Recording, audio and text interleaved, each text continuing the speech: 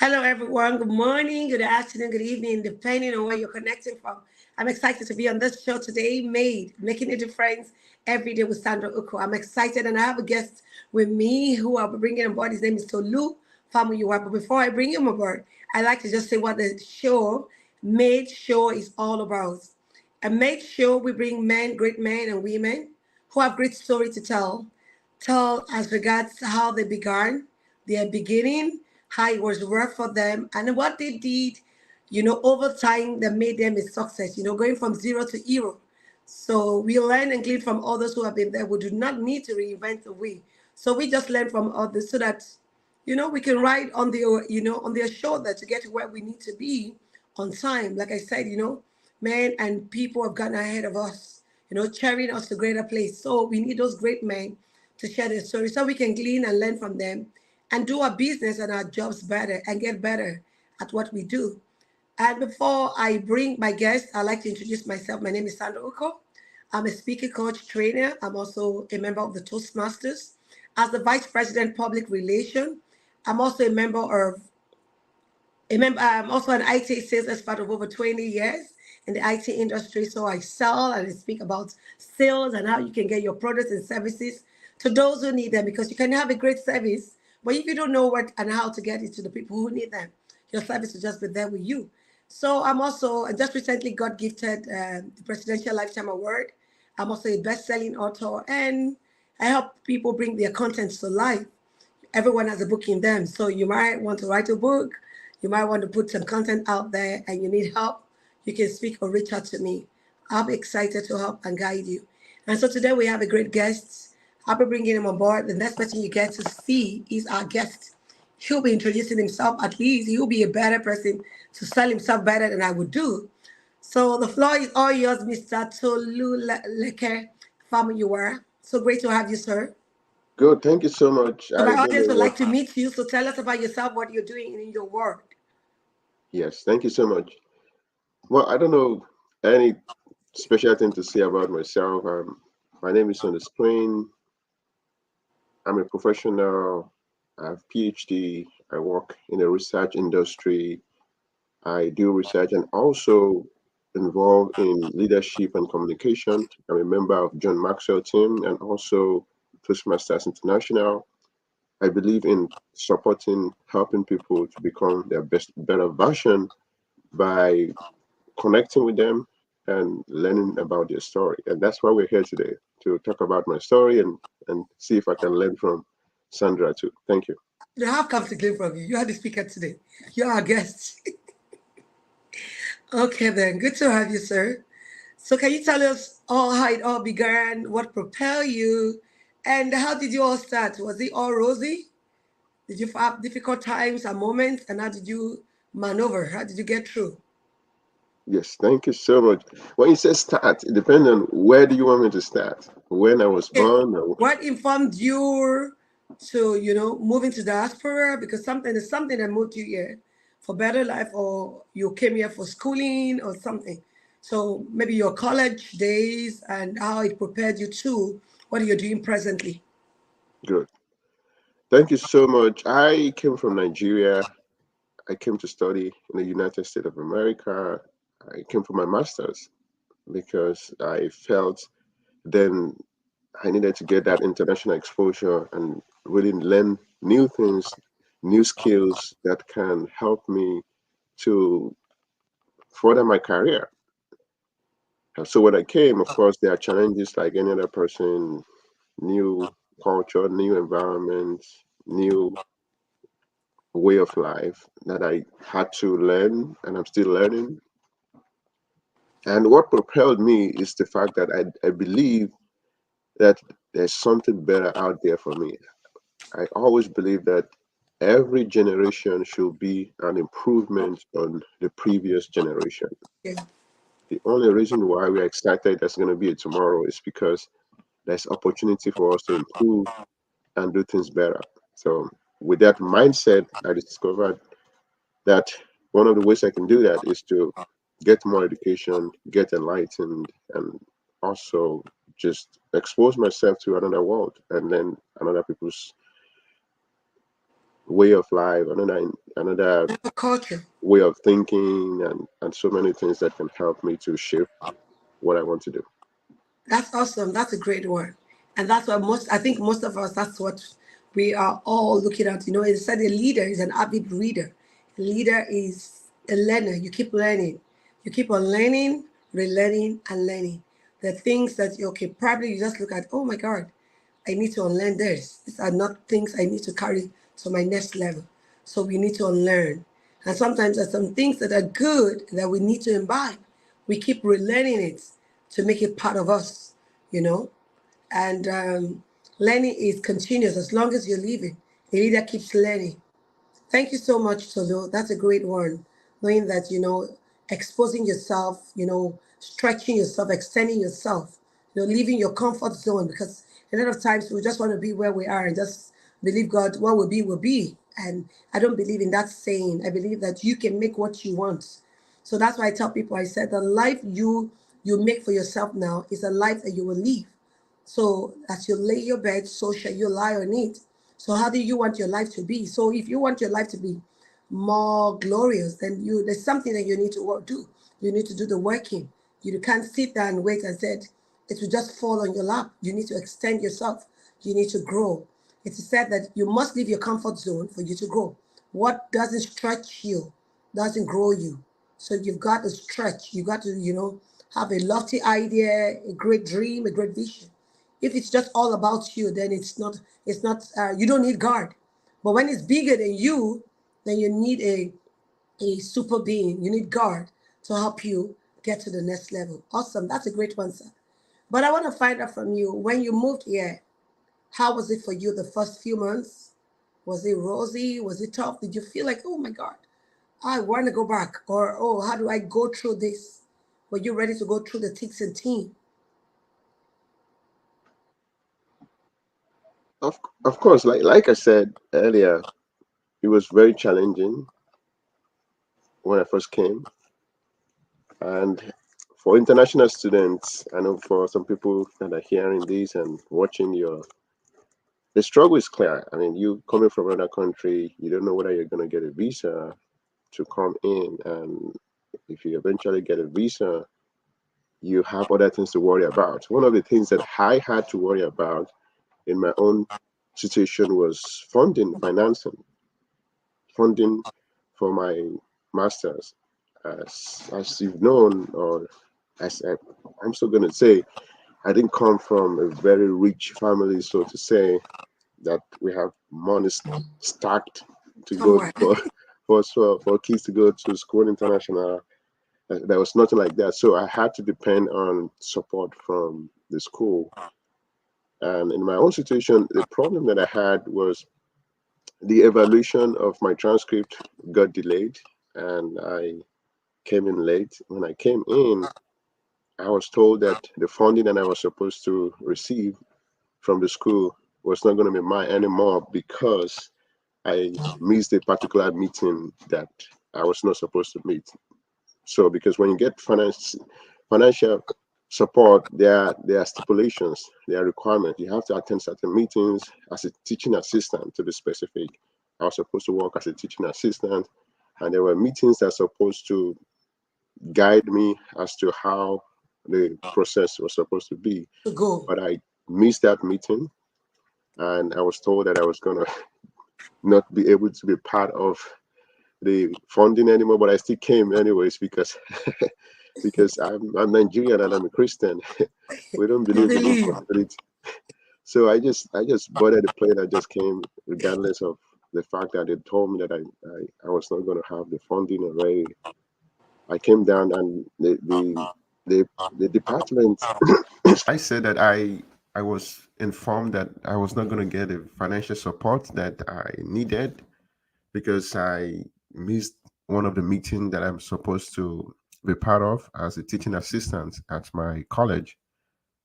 But I decided to calm down anyways because I believe that was a lifetime opportunity, once in a lifetime opportunity for me to get a graduate degree outside of the country. So I came regardless. When I came, the college insisted that, of course, I'm not getting the funding that I need because I'm late. I missed a couple of meetings that I'm supposed to be part of. I think it's just one, anyways. Just one meeting that I missed because of the delay in visa processing as a result of I evaluation of understand. That's from our country. transcripts. Yeah, so that's one of the challenges that I was able to overcome eventually because I eventually got support from family and friends, and eventually I was able to skip to be able to pay for that semester. Then going forward, I got another job that is different from teaching assistant to support myself in school. So that was the first one. Then, of course, there were other challenges that had to do with cultural differences. You know, the culture in Nigeria Yeah, is way different from the culture in America. truly. So that I don't know where to start from. That's a lot of that. The way, for example, food. I give example of food. So when I first came into America, the first job that I got was in McDonald's. I had to flip burger to be able to support myself. And I discovered that the amount of food that is wasted, it's really annoying to me. So In when this you, country, I guess. yeah, Where in there a lot of people America, cry in Africa. yeah. So when you make any type of food and you have a little bit too much seasoning, you actually have to trash that. And they made a law that nobody can eat that. Even your employee, you cannot eat it. You have to put it in the waste bag. So that's one of the things that I felt was really unusual because that's a perfect food for any person. Because I mean, I even sometimes I cook in the house and I have my mind somewhere and I put a little bit too much seasoning in the food at home. I don't trash it because of that. I still, if it's You not too manage to much, eat it. yeah, I still eat it every time. Even at home, sometimes you make mistake, over seasoning, maybe too much of salt. Hmm. You just still make do because it's not all the time you make those mistakes. Yes, One yes, in one in thousands. yeah, one in thousand because you were thinking about something and you forgot, or yeah. Oh So my God, that's that's that. awesome. Hmm. One thing I actually learned from your story, Hmm. you took a risk, you took a Yes. giant stride. You could Hmm. have been comfortable and say, oh, since they said there is no school fees, they're not helping you, you would not go and stay back at home. Yes. And I'm sure you probably wouldn't have moved or grew this far Yes. Hmm. because you probably would have been in self-pity or Hmm.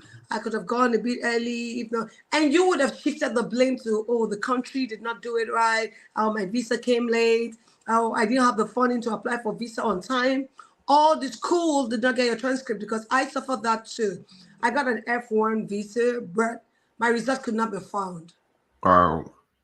for more than 4 months. There was this particular night I had to take time. I cried and worshiped God. And I was like, God, what do I do? And guess what? Yeah. That same day, the Hmm. result was found. That Wow. same day, the result was DHL. I got my tracking number. But guess Hmm. what? Hmm. I cried towards the end of my I-94 expiring. I wish I'd done that crying, that prayer, Hmm. long before. Yes. Wow. By the time the results were becoming and everything was coming, everything came together. Hmm. I had less than a week to get to do anything. Wow. I didn't get it because they said it was too late. You can Wow. imagine. That's what I'm trying to tell you. That when you say your result, the evaluation of your result, your visa, things just worked out for you. And Hmm. beyond things working out for you, you also did not just wait and sit down there and say, okay, because the visa was not available, because everything was late, and because the school had given you a no as an answer, as in your funding was not going to be available.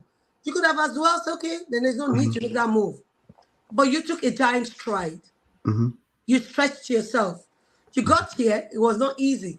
Yeah. It's like begging and asking family and friends to send you money. You get what I mean? It's Hmm. not easy. And today you have a great story to tell. A lot of people like you probably would have just ended up their career and never went to do their masters any longer because of the orders, the obstacles they met on the way. was actually saying something about what your move, that it is said that nothing venture, nothing gain. Meaning that if you didn't venture, you didn't leave your comfort zone. If you didn't take a risk, if you didn't take the stride, the giant stride, you would have been here today as a success. So that is telling everyone you could have made an attempt to do something and it's not working in your favor. Just keep doing it. At the end of the road, it will end in success. Just like Tolu did not just give up. He knew that there was no funding for him, but he's already got the visa. He decided to go on, boarded the plane and came all the way. Yes, he had his tough moments, difficult moments, but he kept on going. It is said that tough people keeps going, but weak people, after a while, just chicken out and they let others go. So I want to encourage everyone out there. There's something Tolu is trying to say. There's a message he has for each and every one that probably will be, getting across this video, watching it later, or the live session of it. It's to let us know that we must venture. We must leave our comfort zone. We must try new things. Yes, it's not going to be easy, but as you keep going on, the road becomes clearer. So we must go through our journey. And whilst going through our journey, learn all that we need to learn. There's something there for us to learn. God has put something in our journey for us to learn. It is said that when you don't pass a particular grade, you're not promoted to the next level. If you don't pass the season in which you are right now, you don't get to the next level. So you must learn all that God wants you to learn in this season and move on to where God wants you to be in the next season. So you must be ready to go through the process. And I've learned over time now to say, God, what is it that you want me to learn? Help me to learn it as fast as possible so that I can move to the next season, the next level that God has for you. So that's what we need to do even in this season, knowing where we are and knowing where we want to be and be ready to go through our process. Thank you so much, sir. Yeah, thank you. Then how, working and going to school. How are you able to match both together? Because now you're not working as a teaching assistant, you're working as a staff in McDonald's, so it's going to be a lot demanding.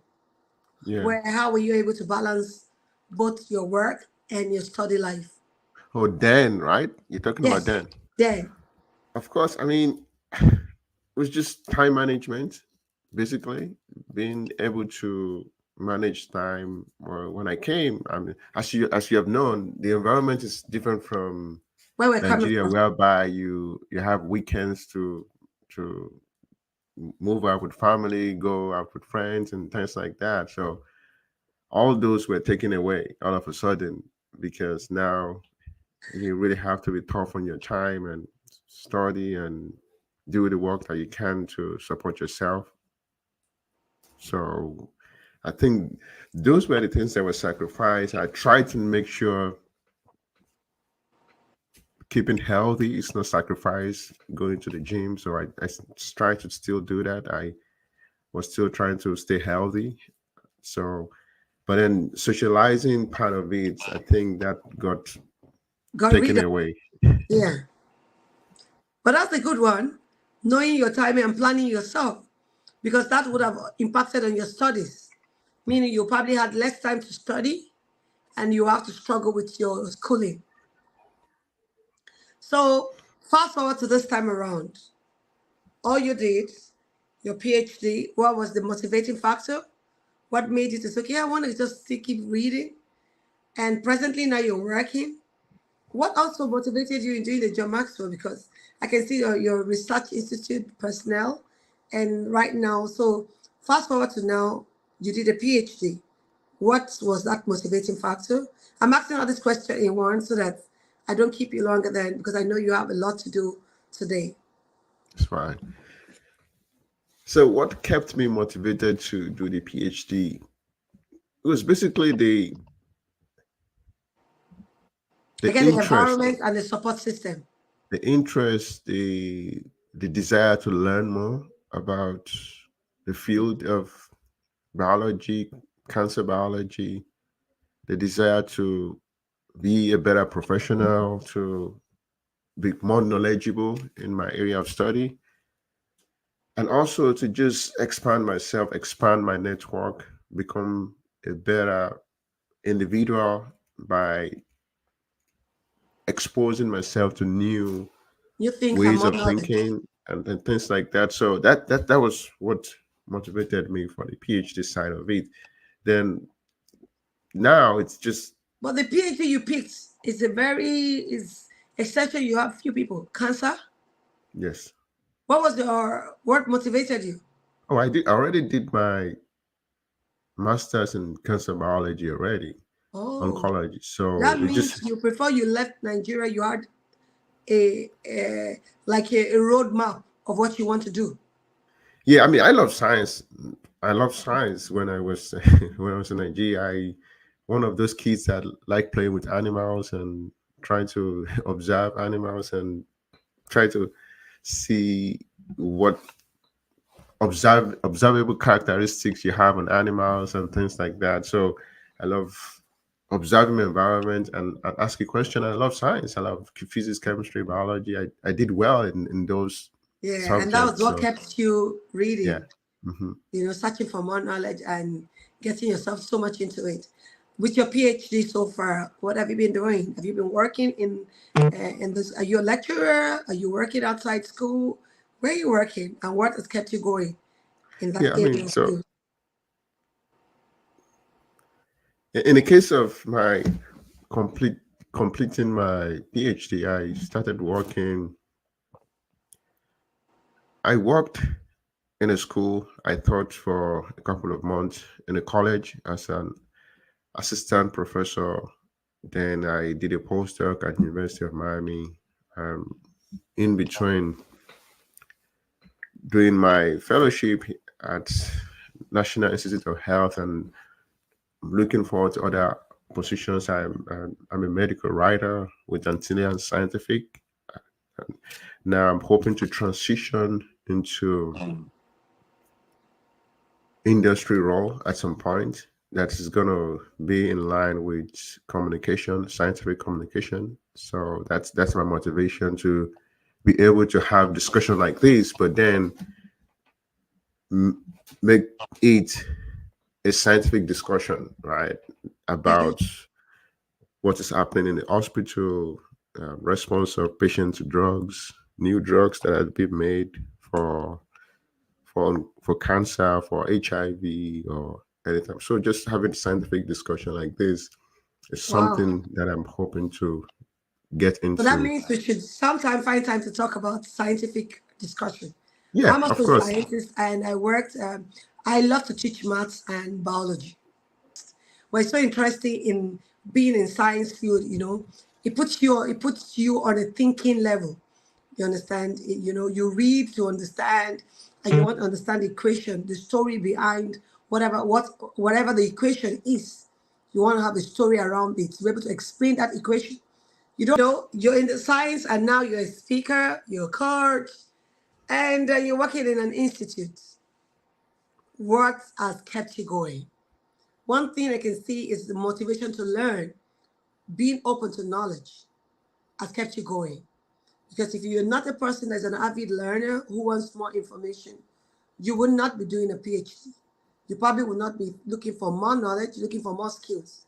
So, can you tell us about your experience being a coach, as a researcher, becoming a coach and a speaker with the John Maxwell? I know we're colleagues.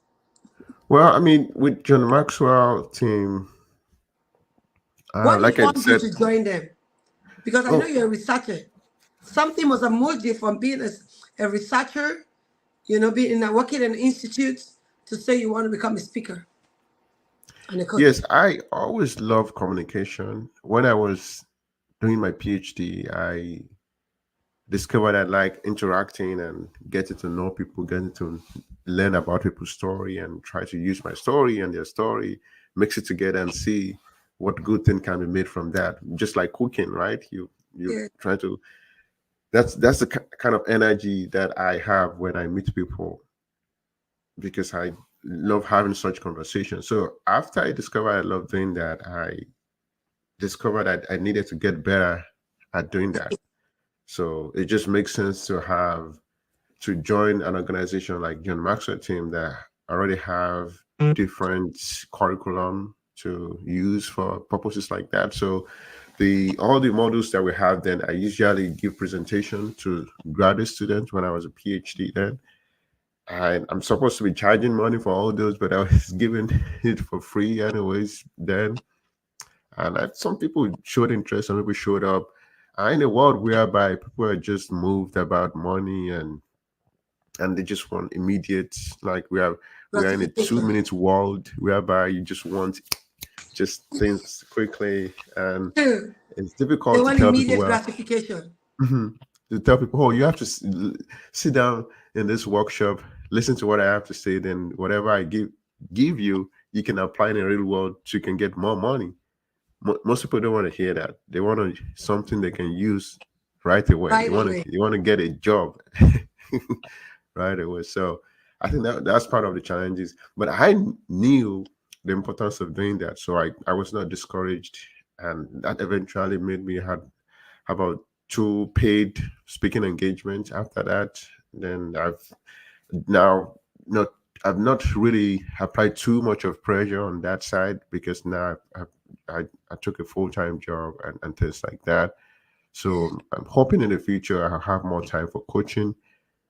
Coaching that I've done already has to do with a little bit mentoring undergraduate students. I did that all through my graduate days. I'm still doing that now, even as a That, researcher, okay. and always interacting with individuals that want to be interact, and also being coached, like I said.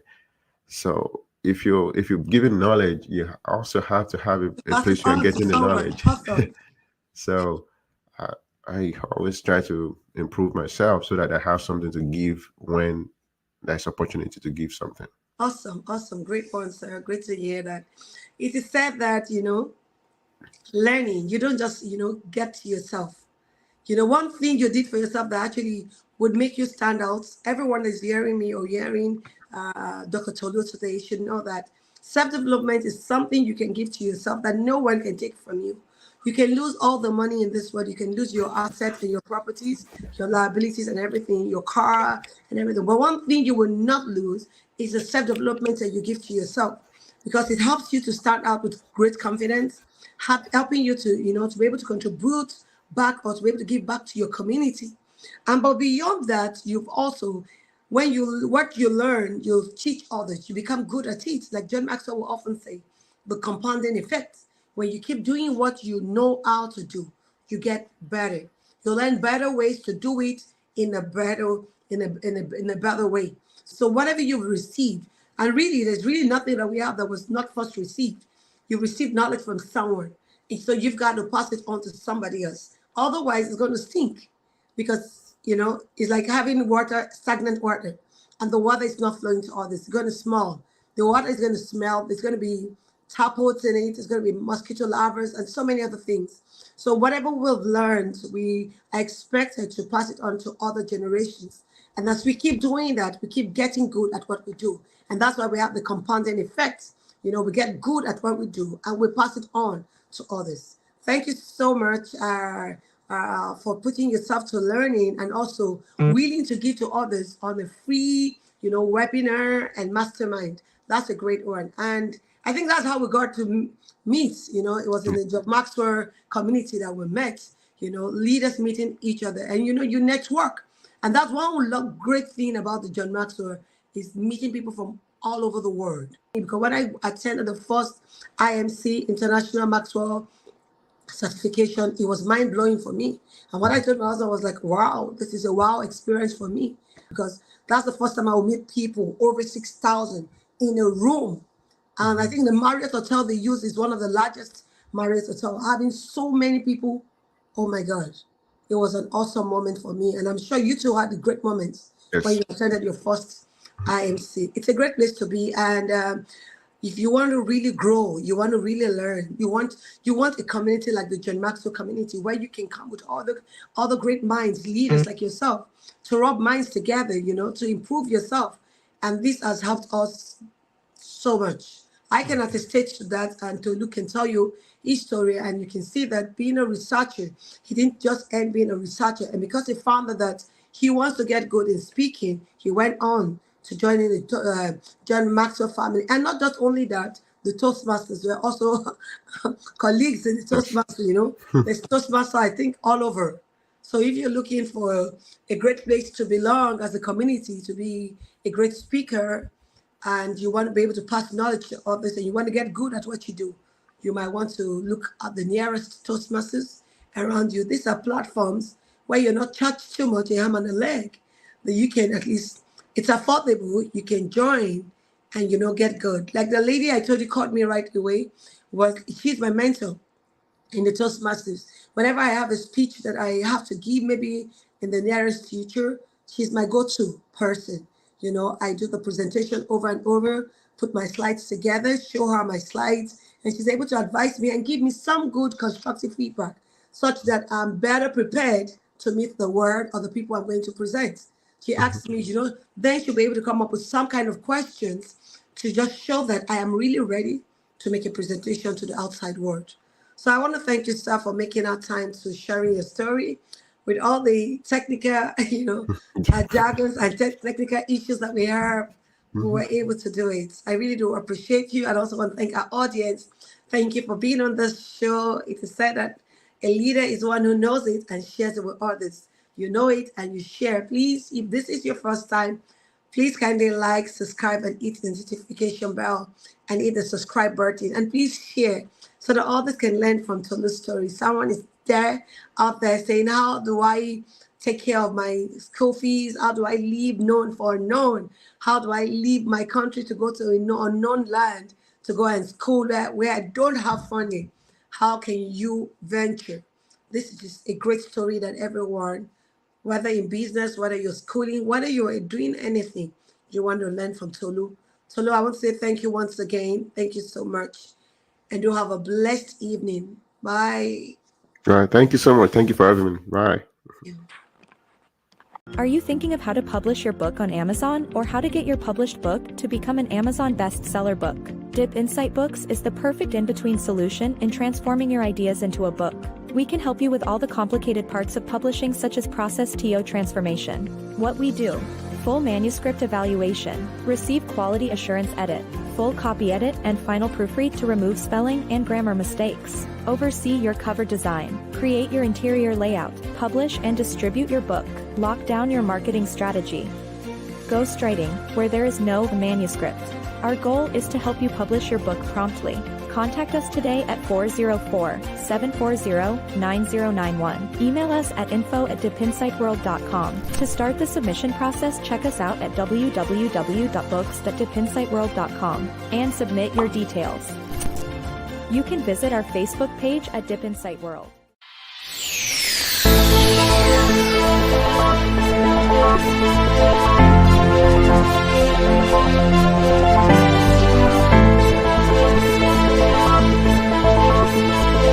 If you've made it this far into this video, thank you for watching.